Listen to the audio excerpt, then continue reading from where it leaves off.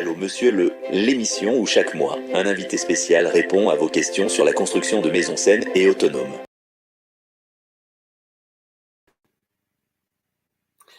Bonsoir à tous et bienvenue dans ce nouveau format de Je bâtis une maison. Aujourd'hui, on a décidé de créer une formule qui s'appelle Allô Monsieur le. Et aujourd'hui, on a l'occasion d'appeler pour notre premier invité le maire d'une commune. Alors, je vous en prie, on va accueillir gentiment Eric. Donc voilà. Bonjour Eric. Bonjour à toutes et à tous. Alors, Voilà. Je suis Monsieur le maire. je vais me permettre, Monsieur Eric, de vous tutoyer tout simplement parce qu'on a eu, Il n'y a aucun souci. on a appris à se connaître quand tu es venu chez nous au gîte et puis on a parlé un petit peu Ouais. ensemble et puis on a trouvé des liens tout à fait communs entre nos deux activités et puis de Oui. là, fatalement, c'est le thème de la chaîne, on se tutoie facilement. Donc, comme tu sais que je suis d'origine belge, ben voilà. Et moi aussi, les Belges se tutoient. Dis, je vois que derrière toi, tu portes déjà quelques casseroles sur ta tête. J'espère qu'on va pas trop avoir de Exactement. problème. Alors, il y a des maires qui ont des casseroles, j'en fais partie, mais moi, elles servent à la cuisine. Très bien. Alors, explique-nous un petit peu, tu es maire, mais de quelle commune? Alors, voilà, je suis maire d'une petite commune qui s'appelle Loffre, qui se trouve dans le nord, à 20 km de la frontière belge, 40 km au sud de Lille et à 200 km de Paris. La commune a 727 administrés et sa superficie est de 2 hectares, 2,5 km². Voilà. Donc, c'est vraiment une petite mairie. Oui, une petite commune qui se trouve autour de grosses communes au sein du bassin minier et dont le sous-sol ne comporte même pas de charbon, alors que toutes les autres communes aux alentours sont basées sur l'extraction du charbon. Et chez nous, c'était de l'extraction de sable et de grès. D'ailleurs, du grès qui a servi notamment à construire quelques monuments de la ville de Douai, qui se situe à 5 km de chez nous. Ok, ça c'est super. Voilà. Et donc, tu es à longtemps que tu es maire de cette commune? Alors, je suis maire depuis 10 ans et auparavant, j'avais fait un mandat de 7 ans en tant qu'adjoint, adjoint à l'urbanisme, justement, et un mandat de conseiller municipal auparavant de 6 ans. Voilà. Donc, quand j'aurai fini ce mandat-ci, j'aurai 25 ans de service rendu à ma commune. Ben écoute, chapeau, parce que j'entends quand même de plus en plus que dans des petites mairies, d'avoir des élus est de plus en plus compliqué. Eh ben, chapeau, Oui, parce que toi, tu resignes, alors tu resignes. Alors peut-être parce que je ne tu sais touchais pas, pas pour le pas, hein. moment, je ne sais pas, mais il y a des chances que je re-signe, oui. C'est un véritable sacerdoce. Eh ben, c'est super. Ben écoute, comme ça on était sur. Alors, je viens de voir qu'il y a une première personne qui est arrivée, donc on va lui souhaiter la bienvenue. Alors, dans le chat, si elle a peut-être juste l'occasion de nous dire comment elle s'appelle et d'où elle vient. Comme ça, au moins, alors, ce sera plus sympa. Je sais qu'il y a tout le temps un petit décalage entre le moment où je pose la question et le temps que la personne réagisse. Mais au moins, comme ça, on aura cette personne-là. Par contre, je rassure en tout cas pour les gens qui vont écouter le replay, c'est qu'on a eu une kyrielle de questions et du coup, je me suis gentiment transmis les questions et comme ça, on peut au fur et à mesure du fil commencer à y répondre aussi. Voilà. Oui. Donc, je vois que la première personne est un peu timide. Elle ne doit pas avoir peur. Si elle veut se présenter, elle est la bienvenue. Et sinon, ce n'est pas grave du tout. On va continuer un petit peu. Ce qu'on pourrait peut-être faire, c'est avant de commencer avec les questions, c'est déjà de faire un peu un résumé de cette situation parce que le ZAN, c'est quelque chose qui va influencer terriblement l'achat des terrains dans les prochaines années. Mais c'est quelque chose que très peu de gens connaissent en tout cas ou en ont entendu parler. Ben, si tu me le permets, Jean-Luc, je vais faire un petit rappel donc, sur Lausanne. Hein. Parfait.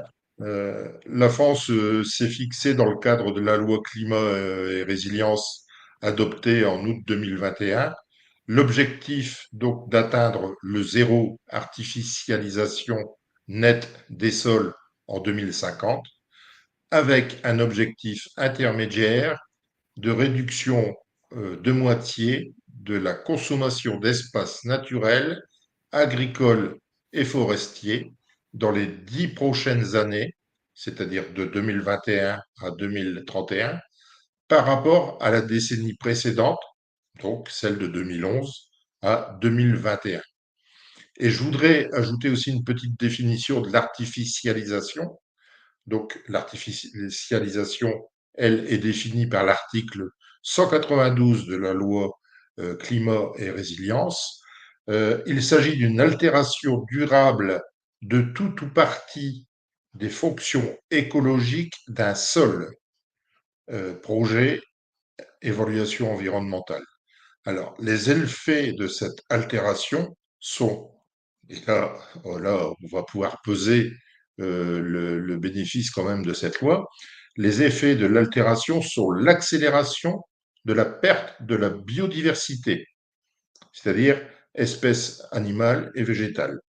Réchauffement climatique, hein, puisqu'il n'y a plus d'absorption du CO2 par le sol, amplification des risques d'inondation à cause de la perméabilisation des sols, une réduction de la capacité agricole, donc perte de productivité de nourriture, on peut le dire, accroissement des dépenses liées au réseau, les entretiens autres, et l'amplification de la fracture territoriale, c'est-à-dire fracture sociale. Voilà.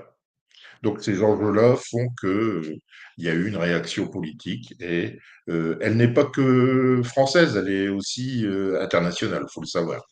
Oui, mais là, toute l'Europe essaie de trouver des solutions, puisque fatalement, il y a Exact. le même problème et le réchauffement de la planète, ça n'arrête pas aux frontières. Exactement. Par contre, il y a un Voilà. truc que moi, j'ai difficile un peu à comprendre en tant que Belge par rapport à les réglementations. Nous, en Belgique, par exemple, si tu as un terrain de, je veux dire, 500 mètres carrés, tu as construit une maison de 100 mètres carrés, est considéré en Belgique comme artificialisé que la partie qui a été constructible. Mais si j'ai bien Oui, entendu les choses, en France, l'intégralité de ton terrain est considérée comme artificialisée. oui. Oui, puisque tu peux la couvrir de macadam ou de béton sans autorisation, il faut le savoir. Ce qui D'accord. fait que ta parcelle est, entre parenthèses, considérée comme artificialisée. Voilà, et Même imperméable. s'il n'y a que 10% qu'il a été. Oui, tout à fait, tout à fait. Ouais.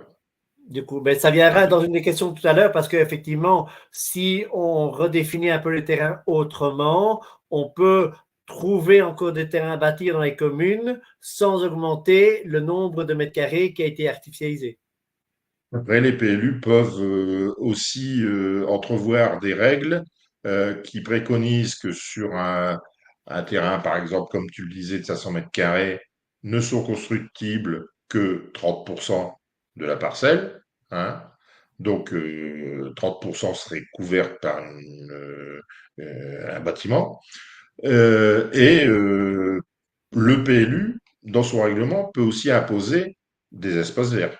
Ça, il faut le savoir. Donc, le PLU est un bon outil pour trouver quelques parades et solutions pour mettre en place la loi ZAN, je dirais. D'accord. Et est-ce que tu peux nous en dire un peu plus sur ce fameux PLU, parce qu'on entend beaucoup parler de ça? C'est quelque chose qui n'est pas figé dans le temps en France, c'est juste, hein? Non, non, non. Un PLU est révisable, il peut être revu de manière euh, assez, je dirais, facile pour le conseil municipal. Il suffit que le conseil municipal le décide. Par contre, il est obligé de répondre à différents critères, hein, et différents services tels que le SAGE, le SDAGE, le SCOT. Mais tout ça, j'en parle après dans les différentes Oui, parce réponses que qui c'est plus seront des noms savants. apportées Là j'ai déjà fait le démo aux, chinois, hein? aux questions. Ouais, voilà. Hein, et le SCOT, par exemple, c'est le schéma de cohérence territoriale. Donc, ce SCOT, lui, il gouverne quelques territoires et il met en place justement les règles d'urbanisme et se charge de vérifier que les PLU y répondent bien. Sinon, les PLU ne sont pas approuvés et ne sont pas approuvables. Voilà. Donc, tout ça, c'est bien cadré. C'est bien cadré. Ouais. Alors, en off, tu m'as dit quelque chose qui m'a vraiment frappé. Je pense qu'il y a peu de mairies qui font ce que tu fais. tu as prévu avec la mairie de racheter ou de faire construire un bâtiment pour, si jamais il arrivait une catastrophe naturelle ou autre dans la commune, de pouvoir loger tes administrés. Et tu peux nous C'est en dire un ça. peu plus parce que je trouve ça vraiment Eh exceptionnel. ben, la commune ne dispose pas de bâtiments qui permettent de loger actuellement des gens, hein, parce qu'il y a des communes qui ont quand même du patrimoine bâti et qui est décerné à la location. Dans notre petit village, c'est pas le cas. Et durant le mandat précédent, on a en fin d'année, enfin en fin de précédent mandat, on a décidé, nous, de préempter donc une habitation qui se situe juste en face de la mairie, hein, pour l'aménager, et d'ailleurs c'est en travaux actuellement, de l'aménager en gîte, hein, gîte qui répond intégralement aux normes PMR, hein, qui peut recevoir entre 5 et 7 personnes, et qui, lui, pourra nous servir de parade, comme je le disais en voix off, donc à des personnes qui pourraient être soit inondées ou victimes d'un incendie chez eux ou je ne sais quoi encore, hein, et leur permettre de pouvoir rester au sein du village et d'être logés, quoi, voilà. Et ça, à ta connaissance, c'est quelque chose qui est habituellement fait dans les mairies ou c'est vraiment quelque chose d'exceptionnel que votre mairie ou conseil communal a décidé que c'était une Ça, priorité? ça se fait, mais c'est pas un automatisme. Voilà. Ouais, Ben, chapeau en tout cas. voilà. Du coup, ben voilà. Est-ce que en préambule, tu voulais encore ouvrir l'un ou l'autre sujet avant qu'on commence à répondre aux premières questions que j'ai reçues? Non, ouais, on peut peut-être commencer à répondre aux premières questions, oui. Alors, j'ai Marie qui m'avait posé une question. Comment votre commune envisage-t-elle de concilier les objectifs du ZAN avec le besoin du développement de nouvelles zones d'habitation, notamment pour les jeunes familles? Alors, dans notre petite commune, donc de 727 habitants, je le répète, les dernières dents creuses. Alors, une dent creuse, c'est un terrain qui se situe dans une zone, c'est une définition d'urbanista. Une dent creuse, c'est un terrain qui est libre au sein d'une zone urbanisée et qui, lui, n'a pas encore reçu de construction. Alors, les dents creuses sont pratiquement toutes vendues et construites. Donc, ce qui fait que on se retrouve un petit peu à court de terrain à proposer aux personnes qui souhaiteraient venir vivre dans notre commune. Alors, par contre, un lotissement béguinage de 20 lots, dont 12 lots en béguinage et 8 logements sociaux, doit pouvoir répondre aux nouvelles exigences, car il s'agit de parcelles libres de constructeurs dans lesquelles des familles pourront construire leur logement. Le béguinage, lui, pourra accueillir les aînés de notre commune qui libéreront forcément des logements. Alors, ces logements seront peut-être vendus ou loués, on verra. Et les logements sociaux euh, créeront un turnover pour essayer de maintenir en vie notre groupe scolaire composé de 3 classes. Le tout sans consommation de terres agricoles, hein. De plus, le SCOT nous imposait déjà, c'est ce que j'ai expliqué dans les règles du PLU, une manne foncière ouverte à l'urbanisation. Donc, dans une commune en France, on ne fait pas ce qu'on veut. On n'ouvre pas comme ça des surfaces en toute liberté à la construction. Il y a le SCOT qui régit ça et qui l'impose dans le PLU. Voilà. Donc, si j'ai bien compris ta réponse, tu es en train de préparer une zone avec une vingtaine de terrains dessus avec différentes affectations et Oui, d'une manière naturelle, tu vas arriver à l'équilibrage parce qu'il y a de fortes chances que les maisons que les anciens ont quittées soient réaménagées, soient détruites pour en faire de nouvelles constructions. Et du coup, on sait bien sûr. accueillir aussi des nouveaux ménages qui arriveraient. Voilà, c'est C'est ça. ça que j'avais un peu peur, moi, avec Cézanne, c'est que c'était un peu la mort des petites communes parce que les grandes villes se sont bien développées et que les petites communes, on Ouais. ne leur reste plus rien à faire, quoi.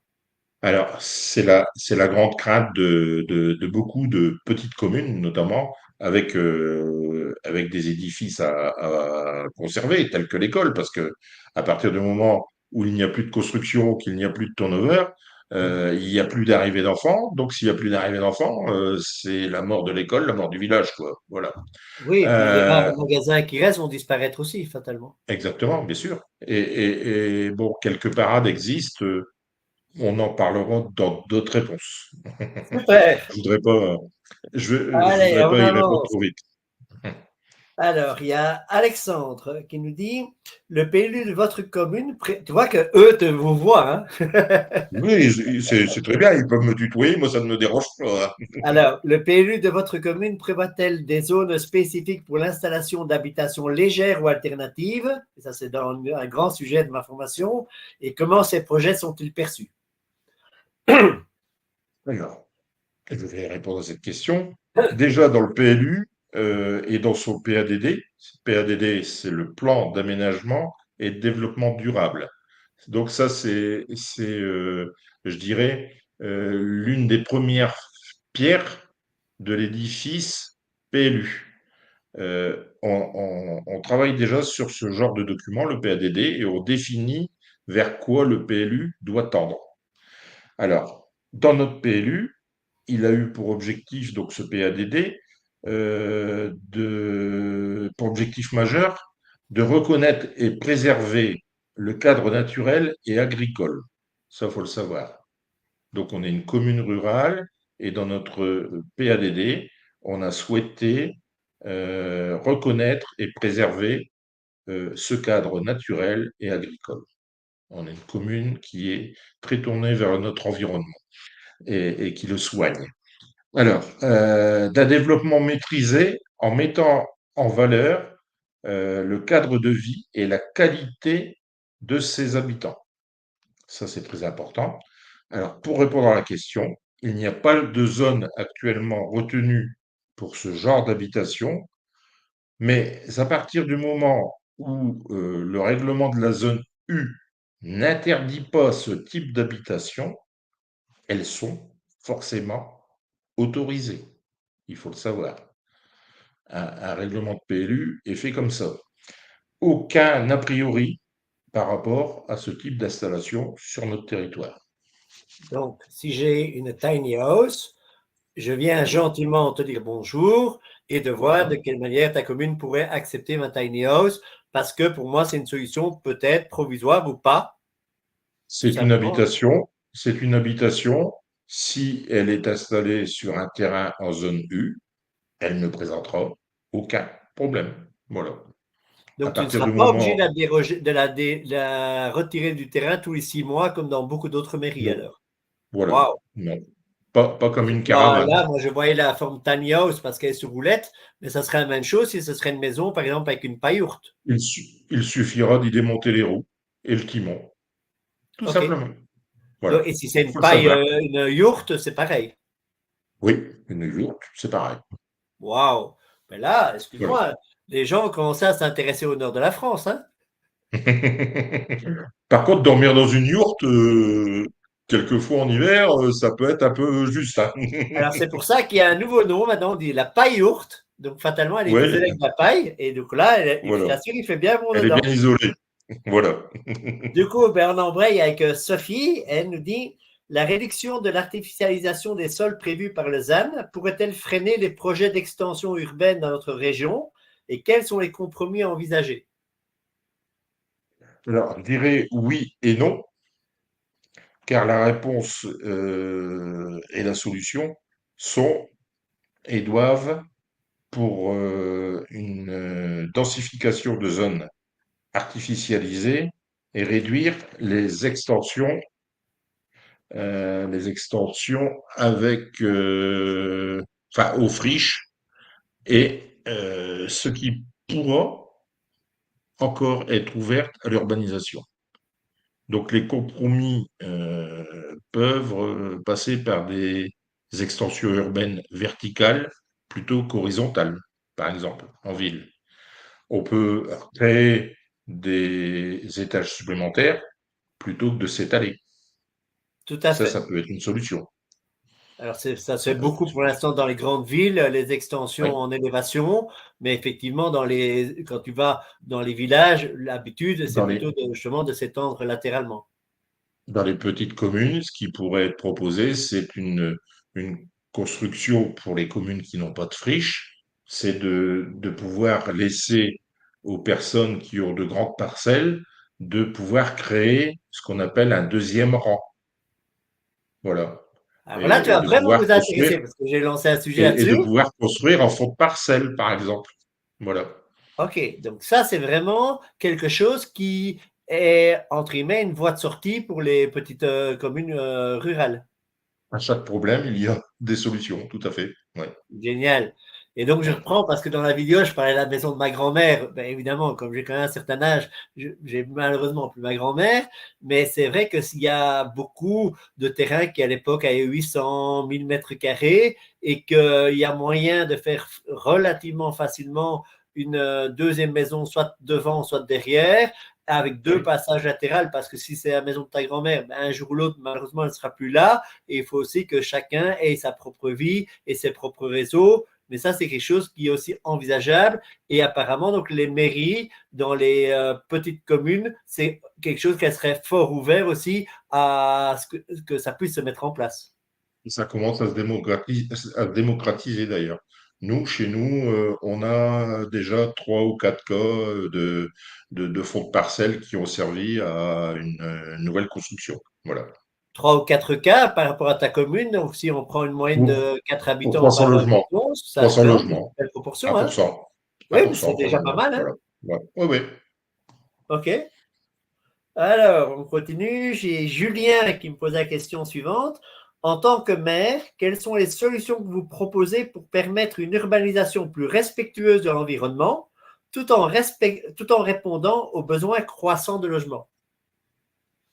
Alors, j'ai déjà plus ou moins répondu à cette question avec le cas de notre lotissement Béguinage et sa mixité de type de la, euh, enfin sa mixité dans le type d'habitat. Voilà. Mais cela passe aussi par la réduction de surface des parcelles euh, ouvertes à la construction, mais encore avec une recommandation faite euh,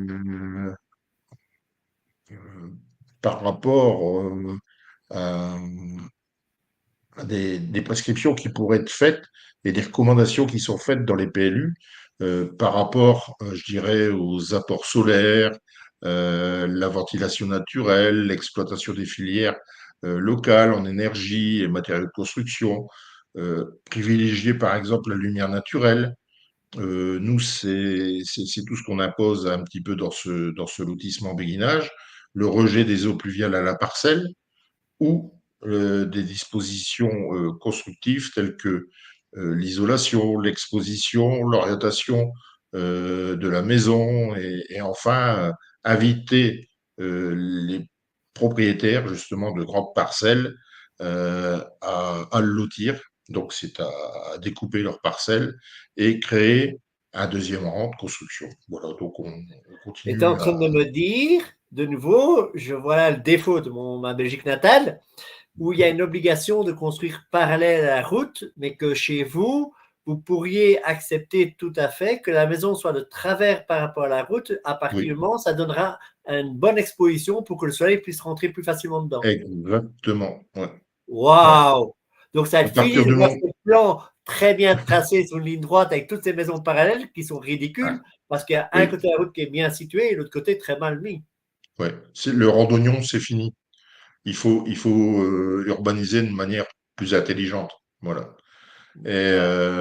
à partir du moment où les prospects sont respectés, c'est-à-dire les constructions par rapport aux limites séparatives Bien et sûr. autres, rien ne s'oppose à ce que la maison soit légèrement en biais par rapport à celle d'à côté et afin de permettre de faire rentrer la lumière ou récupérer les calories d'un ensoleillement ou autre. Voilà et les façades nord, les occulter au maximum, travailler intelligemment, quoi. Voilà. Et donc, tu es en train de sortir toutes les règles de la permaculture, hein, donc c'est parfait. Écoute. Oui, bah oui, mais c'est la logique, c'est la Mais c'est logique. la Ouais. logique des anciens, hein? Oui, Donc tout on à n'a rien fait. inventé, hein? On n'invente rien. On est Tout à d'accord. fait. Alors, on est reparti sur la liste de nos questions avec Claire. Est-ce que la politique du ZAN permet de développer des projets d'habitat partagés ou coopératifs dans les zones rurales? Alors, la réponse va être très courte. S'il n'y contribue pas directement, il ne génère pas d'opposition en milieu rural à ce type de projet d'habitat dans l'air du temps. Voilà.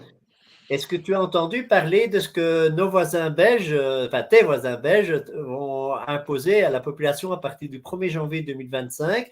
C'est fini la construction de maisons trois façades, quatre façades, excuse-moi. Donc ça veut dire que d'office, sur toutes les parcelles maintenant, il y aura des maisons jumelées. Ouais. Pour réduire justement les surfaces. Ouais. Pareil, donc ils ont Ouais. trouvé une autre formule à la réponse, en tout cas à la question de la division des terrains. Et là, ben, ils Mm. l'ont trouvé de cette manière-là. Maintenant, c'est pas nouveau, hein, ils l'ont déjà fait à Bruxelles il y a quelques années. Moi, je me rappelle la maison de mes beaux-parents, ben, c'était déjà une maison à trois façades. Oui. Alors moi j'habitais en étant plus jeune dans une commune où les bailleurs sociaux de l'époque construisaient justement ce qu'on appelait des maisons de cité et c'était des blocs de deux maisons, hein, accolés, jumelés pour justement d'un côté consommer le moins de terrain possible, bien sûr. Et pour eux, bien sûr, c'était aussi pour rentabiliser au maximum les logements, bien sûr. Bien sûr. Alors, Nicolas, comment le PLU prend-il en compte les risques naturels comme les inondations dans le cadre des nouvelles constructions? Alors, je dirais que c'est pas le rôle du PLU, mais c'est plutôt le rôle du PPRI. Alors, qu'est-ce que c'est que cette bestiole-là? Oui, mon Alors, gars, hein. c'est le plan de prévention des risques naturels et d'inondation dont le rôle est justement de délimiter les zones exposées au risque d'inondation et d'y prévenir des interdictions ou des prescriptions spécifiques. Alors, donc portant sur la construction, les ouvrages, les aménagements et les exploitations, par exemple. Mais à l'établissement ou à la révision donc d'un plan local d'urbanisme, d'un PLU, euh, les acteurs comme le SAGE, le SDAGE ont des documents et outils de gestion à intégrer et qui intègrent justement les risques liés à l'eau et qu'il est obligatoire de prendre en compte. Et d'ailleurs, le SCOT, le schéma de cohérence territoriale qui régit nos PLU, hein, y veille fortement. Et l'approbation de nos PLU passe par justement le respect de toutes ces prescriptions. Avec tous les problèmes qu'il y a quand même eu dans le nord de la France, après nous on l'a aussi du côté du Var, mais avec toutes les pluies qu'il y a eu et les inondations Ouais. qu'il y a eu, je suppose qu'il y a des zones qui n'étaient pas considérées comme inondables, où il va y avoir des changements dans les prochaines années au niveau des plans de secteurs en disant que ça, ce sont les zones à éviter. Alors, je dirais que dans le Var, il me semble que c'est dû principalement à des problèmes d'imperméabilisation de sol, tandis que le problème qui s'est présenté dans le pays boulonnais, c'est-à-dire la région de Boulogne-sur-Mer, notamment l'hiver dernier et le printemps dernier, c'est surtout dû, à mon avis, à des manquements vis-à-vis des curages de fossés et autres. Voilà, Mais c'est ça que les habitants n'étaient pas très très contents, effectivement. tout à fait. Et apparemment, le problème s'est reposé dernièrement. Tout à Et fait. je comprends que les gens ne vivent plus, hein. Dès qu'il y a une pluie, une maison qui prend l'eau. C'est un peu compliqué après, hein. Oui, tout à fait. Allez, j'ai encore 2-3 questions, donc on y Oui. va. Est-ce que le ZAN impose de nouvelles contraintes pour les habitants qui souhaiteraient agrandir leur maison ou en construire une annexe? Je crois que tu y as répondu, j'ai un Euh, peu partiellement. Donc ça, c'était Thomas qui nous posait ça. j'ai pas eu la question de Thomas. Ah, si, j'ai la question de Thomas, oui, oui. Alors, je l'avais préparé ma réponse, ouais. Je ne pense pas pour, parce que je pense que pour les gens, ça va être la fin du rêve pavillonnaire. Tout à fait. Euh, car l'effet de limiter de plus en plus et donc de réduire l'artificialisation va forcément engendrer beaucoup moins de terrains à la vente et qui seront disponibles à la construction. Donc, les propriétaires actuels, eux, ne seront pas impactés, euh, à mon avis. Mais pour les générations à venir, le rêve pavillonnaire deviendra de plus en plus dur ou alors de plus en plus coûteux, puisque tout le monde le sait, la rareté fait le prix. Tout à fait. Mais d'un autre côté, on a un outil quand même, on en a parlé un tout petit peu tout à l'heure, mais je pense que ça vaut la peine vraiment de réinsister là-dessus.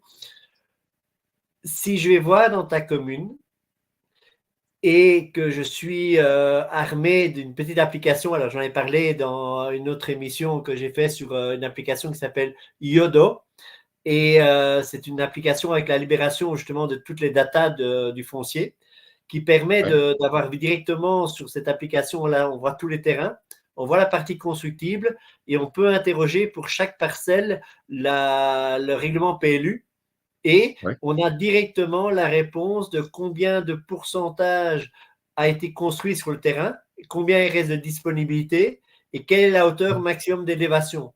Donc, avant Ouais. même d'aller te voir à la mairie, et ça c'est pas mal, c'est que les gens, moyennant un abonnement, mais mirobolant, quand je dis ça j'ai peur, c'est 20 € par mois et tu peux arrêter d'un mois à l'autre, donc tu n'es pas obligé de Mhm. prendre un abonnement d'une année. Tu as déjà droit à tous ces renseignements-là et du coup, moi, je vais mettre ça en annexe d'un autre renseignement que j'ai entendu, que souvent dans les communes rurales, on peut aller jusqu'à 40% de construction sur une parcelle.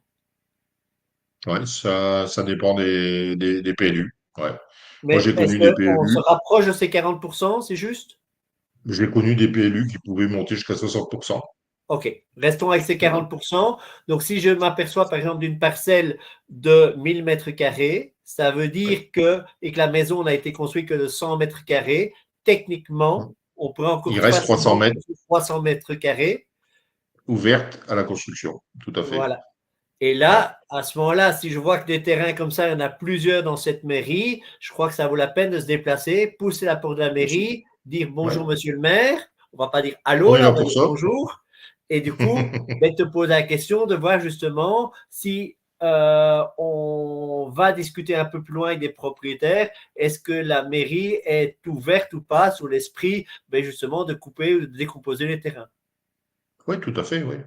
Et apparemment, c'est un bel outil, oui. C'est un outil qui doit être bien pratique. Ouais. Tout à fait.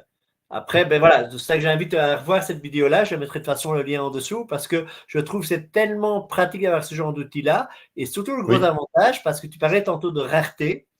Là, c'est un terrain qui n'est pas encore mis en vente. Et là, moi, Mhm. je vois aussi l'aspect sociétal. Et j'imagine que dans ta commune, il y a certainement des personnes un peu plus âgées, avec des Oui. retraites un peu compliquées. Et du Oui. coup, fatalement, si elle pouvait négocier ce terrain de fond, alors évidemment pas au prix d'un vrai terrain à bâtir, parce que tout Mhm. simplement, ben, il y a des réaménagements un peu à faire, mais elle en aurait quand même une belle petite somme et je crois que ça compléterait pas mal sa retraite et tout le monde serait content. Et même au-delà de tout ça, tu parles de problèmes pécuniers, et donc avec des gens âgés avec des petites retraites, mais il faut pas non plus négliger l'entretien. Des gens qui ont un terrain de 1500 mètres carrés, qui se Bien sûr, retrouvent, par exemple, je pense à une dame qui se retrouve seule hein, parce que son mari l'a quitté par ADC, elle ne peut peut-être plus faire face et entretenir une surface telle que celle-là. Voilà. Et l'avantage de ça, c'est que tu as, entre guillemets, aussi des gens, les promoteurs ne vont pas s'intéresser à ça. Pourquoi? Parce qu'il y aura la possibilité de faire Voilà. qu'un seul logement. Et du Voilà. coup, bizarrement, ces terrains-là seront tout à fait accessibles. Et pour un jeune couple, ça c'est génial parce que ça va mettre la jeunesse dans ton école et ça c'est parfait. Tout à fait.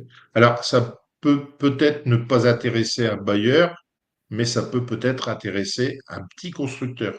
Bien Un sûr, petit constructeur qui recherche quelques terrains pour faire plaisir à sa clientèle. Pourquoi pas? tout à Pourquoi pas. fait. Et là, est-ce que la commune, puisque c'était un peu la question tout à l'heure, est-ce que la commune peut aussi imposer, par exemple, d'avoir des constructions plus écologiques pour aller un peu plus loin que ce que les réglementations actuelles peuvent faire, ou la commune n'a pas son droit de regard là-dessus? Alors, si, la commune a son droit de regard. D'ailleurs, c'est ce que j'expliquais un petit peu tout à l'heure. Nous, on a imposé des choses aux bailleurs et qui actuellement réalisent le lotissement béguinage. Donc, on a demandé à ce qu'il justement soit travaillé plusieurs choses, notamment le reversement des eaux de pluie à la parcelle. Elles ne partent plus à l'égout, hein, donc elles ne partent plus non plus en station d'épuration. Elles Très bonne retournent au chose. sol. Elles retournent au sol ou alors les gens la récupèrent pour d'autres utilités. On traite plus on ne fait plus de caniveaux, mais on crée des noues, hein, pour récupérer les eaux et tamponner les eaux de pluie qui se déversent donc sur les chaussées et les trottoirs. Euh, on est passé, nous, déjà depuis Belle-Lurette à l'éclairage à LED dans toute la commune pour réduire aussi l'effet carbone, hein, et puis réduire aussi la, la facture donc d'électricité, tout en maintenant malgré tout un éclairage même la nuit, mais réduit dans son intensité de près de 70%, puisque de 10 heures, du créneau où la lumière s'allume, parce qu'elle s'allume maintenant avec des horloges astronomiques, elle s'allume automatiquement dès que la pénombre arrive. Donc, de cette heure-là jusqu'à 11 heures du soir, on est à une intensité maximum de 100%. Et à partir de 11 heures du soir jusqu'à 5h30 du matin, on réduit cette intensité de 70% pour n'arriver qu'à 30% de l'intensité que peuvent fournir ces LED. Et malgré tout, on obtient quand même un éclairage plus ou moins satisfaisant avec quelques petites zones d'ombre, mais qui permet quand même de circuler aisément et en toute sécurité. Voilà, Et une belle économie à la clé pour la commune. à la clé, tout à fait. Oui, voilà. Donc Super. on incite justement à partir sur ces nouvelles directives et qui vont dans le bon sens, bien sûr. Ouais. Donc, le ZAN, pour répondre un petit peu aussi à la question de tout à l'heure, il n'impose pas vraiment la construction écologique, mais la Ouais. mairie n'a pas non plus le pouvoir de dire on veut absolument que vous mettiez des matériaux biosourcés et géosourcés dans votre bâtiment. Ça, c'est les réglementations qui le font. Je ne peux que le recommander. Et après, bon, je dirais que les règlements comme la RT obligent forcément aussi à obtenir des résultats. Et après, libre à chacun d'utiliser les bons matériaux, ceux qui correspondent au mieux, je dirais, à une économie substantielle et puis qui permettent aussi d'atteindre ses objectifs.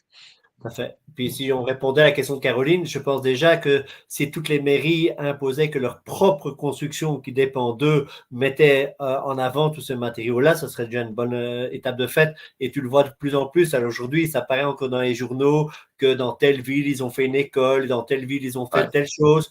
Et je pense que ouais. ça va être un peu comme le bio pour moi. Mais demain, on ne Hmm. va même plus en parler parce que ce serait une banalité en fait.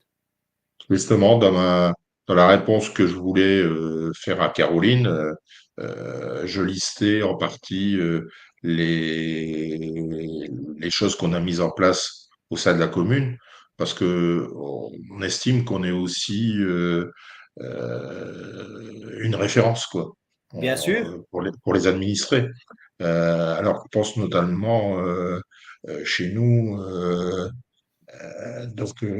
on a déjà des installations avec des chauffe-eau solaires hein, depuis maintenant plus de 20 ans, il faut le savoir, notamment sur les vestiaires du club de football. Euh, on a des toitures végétalisées, notamment sur le gîte qu'on aménage actuellement. Euh, on est passé avec des pompes à chaleur et grâce à la géothermie pour chauffer l'ensemble de nos bâtiments. On est passé à l'éclairage à LED dans tous nos bâtiments et sur l'éclairage public en intégralité. Tous les réseaux sont enfouis aussi, hein. On récupère les eaux pluviales, notamment pour l'arrosage des végétaux et autres en période de sécheresse et de canicule. Et là, on a avec un exploitant de carrière qui arrête l'exploitation justement parce qu'il n'y a plus de sable. On est en train de travailler sur un projet de champ photovoltaïque de plus de 2 hectares. Et on a l'intention aussi d'installer des panneaux solaires pour passer à l'autoconsommation. Voilà. Alors, rappelle-moi quand même une chose importante. Ta commune, elle n'est pas dirigée par un parti politique qui est écolo.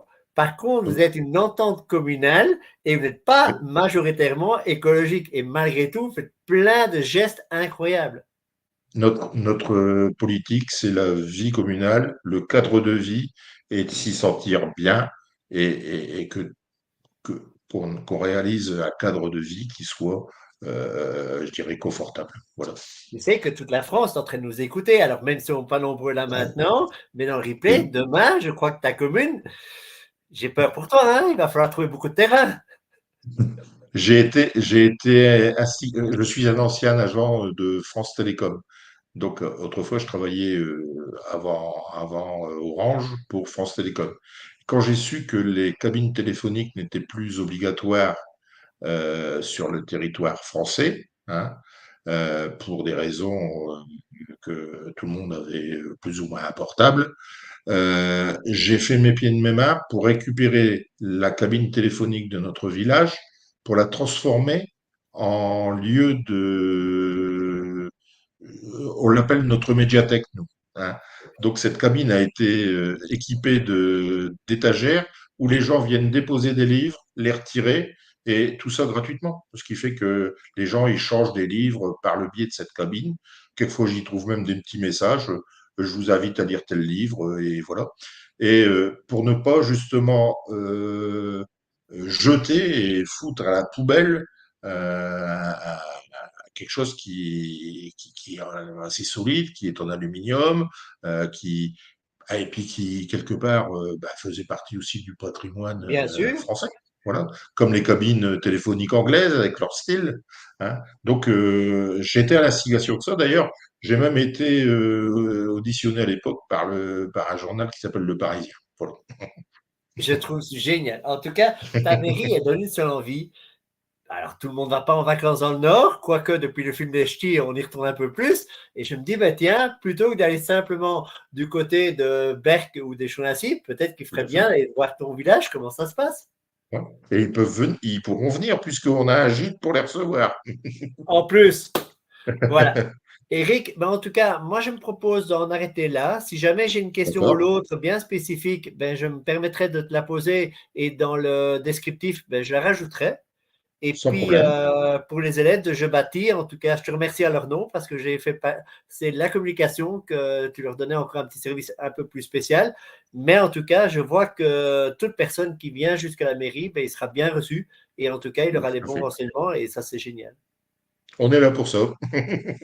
Eric, moi, je te dis un tout grand merci. J'arrête Eh ben, le merci live aussi. maintenant Et j'espère que puisque ce sera un rendez-vous maintenant mensuel, ben, que la prochaine fois, on sera un peu plus nombreux. Et puis, ceux qui ne savent pas venir, ben, continuez à faire comme vous avez fait cette fois-ci. Envoyez-nous les questions à l'avance. L'avantage, ben, Oui. c'est que je les transmets à mes invités et qu'ils ont le temps un peu de la préparer. Et du coup, la réponse est plus complète et c'est encore plus agréable pour tout le monde. Je te remercie et je te souhaite une bonne soirée. Super. Un tout À grand très merci à bientôt. toi et à bientôt, Eric. Au plaisir de te revoir. Au Que ce soit chez revoir, moi ou au chez toi. plaisir. Au revoir. Bonjour chez toi aussi. Au revoir, à bientôt. Au revoir.